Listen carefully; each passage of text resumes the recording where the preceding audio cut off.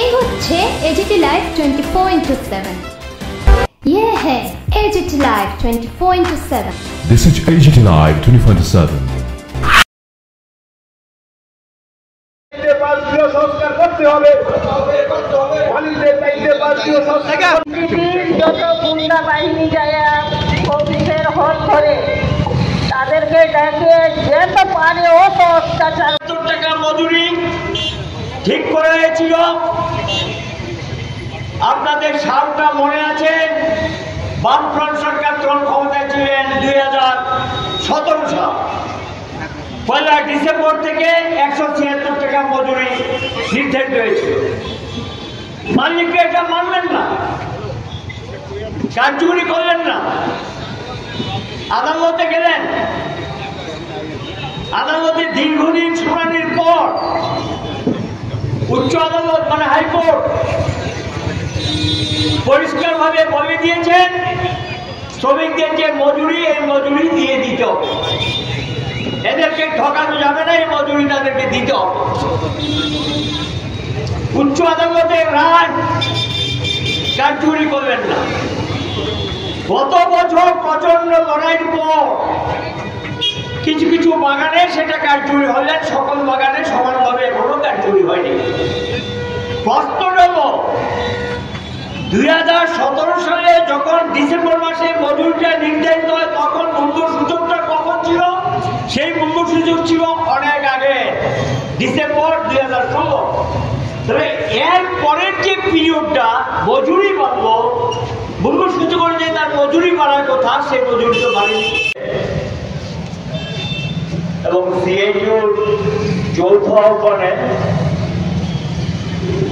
আজকে এখানে গণধর্ণা সংঘটিত হচ্ছে। চা শ্রমিকদের দাবিগুলো নিয়ে আমাদের সমাজের মধ্যে আর্থিক দিক থেকে সবচেয়ে পিছিয়ে পড়া, এখনো দেশের স্বাধীনতা ৭৭ বছরে গিয়ে আমরা আর কয়েকদিন পরে পদার্পণ করব, কিন্তু এই দেশের 1% মানুষের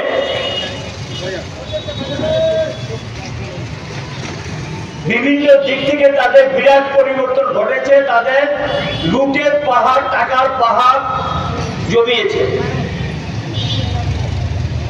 যারা হাড় ভাঙা পরিশ্রম করে চায়ের যোগান দেয়, ব্রিটিশ শাসিত ভারতবর্ষে বাগানগুলো অধিকাংশ নির্মিত হয়েছিল। তারপরে দেশ স্বাধীন হওয়ার পরও কিছু বাগান নির্মিত হয়েছে।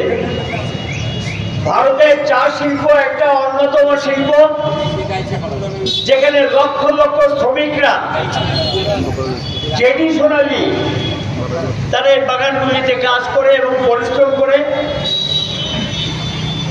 এবং বাগানগুলো টিকিয়ে রাখার ক্ষেত্রে সবচেয়ে বড় ভূমিকা হলো এই চা বাগান শ্রমিকদের।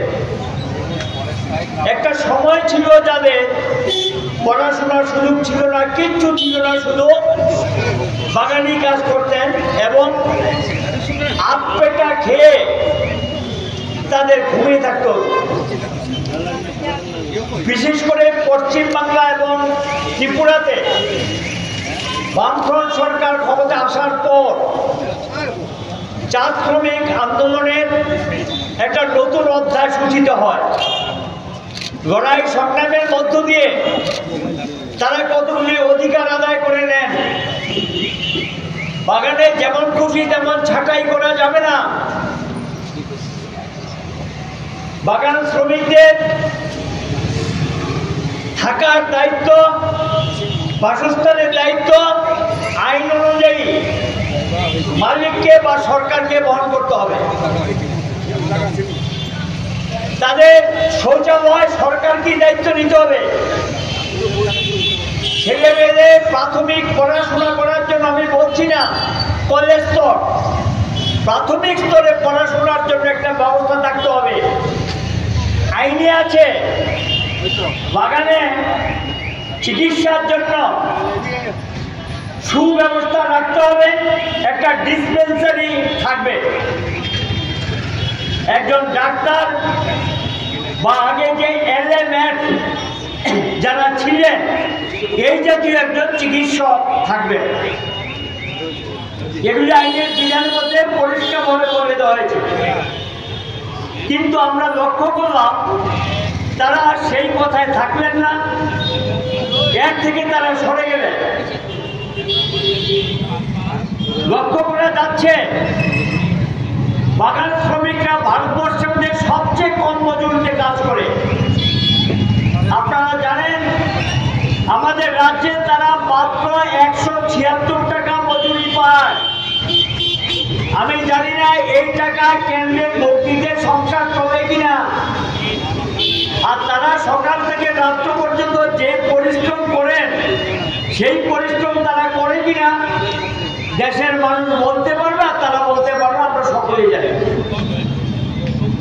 তাহলে যে বাগান শ্রমিকরা হাড় ভাঙা পরিশ্রম করে